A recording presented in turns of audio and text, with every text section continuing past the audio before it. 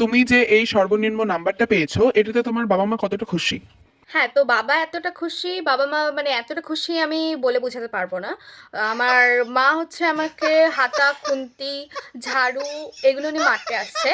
আর আমার বাবা জুতো, লাঠি এগুলো নিয়ে মারতে আসছে। মানে ওদের খুশি রাখার জায়গা নেই। আমি এরকম একটা রেজাল্ট করেছি সেইজন্য।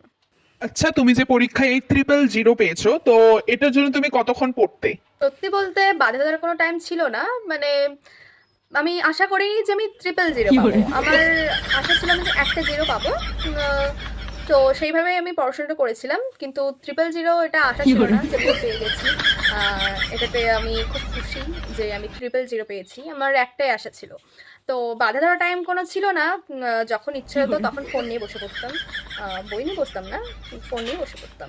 তোমার কেমন লাগছে এই সর্বনিম্ন নাম্বার পেয়ে? আমার তো খুব ভালো লাগছে, আমি তো খুব খুশি। মানে আমি আর বাবা মা দুজনেই চাইতাম যে মানে এমন একটা রেজাল্ট করি যাতে আমাকে টিভিতে দেখায়। তো সেটা হচ্ছে, টিভিতে দেখাচ্ছে, এটাতে আমি খুব খুশি। এমন একটা রেজাল্ট করার জন্য কার অবদান সব থেকে বেশি? আমার এত ভালো একটা ট্রিপল জিরো রেজাল্টের জন্য সব থেকে বেশি যার অবদান সে হলো আমার বান্ধবীরা। যাদের সঙ্গে আমি সবসময় ছ্যাঁচড়ামি করে ঘুরে মানে টাইমটা নষ্ট করেছি, যাতে আমার এত ভালো রেজাল্টটা হয়। আর তার থেকেও বাড়িতে টাইম নষ্ট করেছি ফোন দেখে। মানে ফোন, ইনস্টাগ্রাম, ফেসবুক এগুলোর অবদান অপরিসীম।